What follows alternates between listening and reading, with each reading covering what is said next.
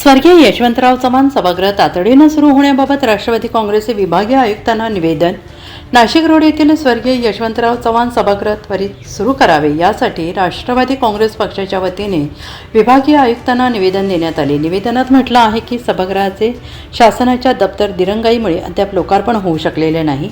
राज्याचे दिवंगत उपमुख्यमंत्री आदरणीय अजितदादा पवार यांनी वर्षभरापूर्वी दिलेल्या सूचनेनुसार सदरचे सभागृह तातडीनं सुरू होणं आवश्यक होते, परंतु तसे अद्याप झालेले नसून सदरच्या सभागृहाचे संपूर्ण काम पूर्ण झाले असून सरकारी मालमत्तेचा वापर होणे अत्यावश्यक आहे. तरी नाशिक रोड येथील स्वर्गीय यशवंतराव चव्हाण सभागृह तातडीनं हस्तांतरित करण्यात येऊन लोकार्पण करण्यात यावे, अन्यथा राष्ट्रवादी काँग्रेसच्या पार्टीच्या वतीने तीव्र आंदोलन छेडण्याचा इशारा राष्ट्रवादी काँग्रेसचे शहर अध्यक्ष रंजन ठाकरे यांनी दिला.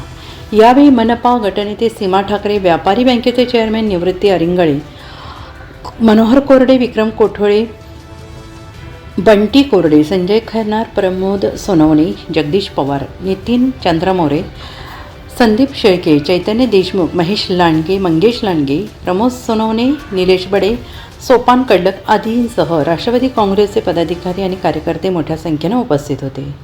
किशोर जाधव, जनविश्वास न्यूज, नाशिक. 16 फेब्रुवारी 2025 रोजी नाशिक रोड कोर्टाच्या नूतन इमारतीचं भूमी उद्घाटन आदरणीय अजितदादा पवार यांच्या शुभ हस्ते या ठिकाणी पार पडलं होतं. आणि तो कार्यक्रम यशवंतराव चव्हाण यांच्या नावाने असलेल्या सभागृहामध्ये या ठिकाणी पार पडला.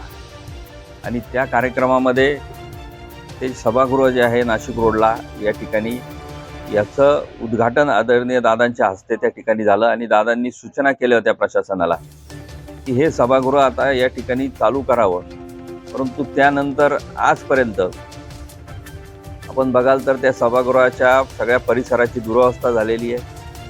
ते नाट्यगृह या ठिकाणी सुरू झालेलं नाही. आणि म्हणून आज यशवंतराव चव्हाणांच्या जयंतीच्या निमित्ताने त्यांना त्या ठिकाणी अभिवादन केल्यानंतर आम्ही या विभागीय कार्यालयात आदरणीय आयुक्तांना भेटायला आलो आणि त्यांना विनंती केलेली आहे. त्यांना आम्ही या ठिकाणी इशारा दिलेला आहे की हे सभागृह जर तुम्ही लवकरात लवकर सुरू नाही केलं तर राष्ट्रवादी काँग्रेस पक्ष या ठिकाणी मोठ्या प्रमाणात आंदोलनसुद्धा या ठिकाणी करणार आहे. आणि यासाठी आम्ही महापालिका आयुक्त, महापौर यांची भेट घेऊन हे सभागृह महापालिकेमार्फत चालवता येईल किंवा कसे याबाबत त्यांना विनंती करणार आहोत. आणि हा प्रश्न आदरणीय उपमुख्यमंत्री सुनेत्राताई पवार यांच्याकडे सुद्धा आम्ही या ठिकाणी मांडणार आहोत.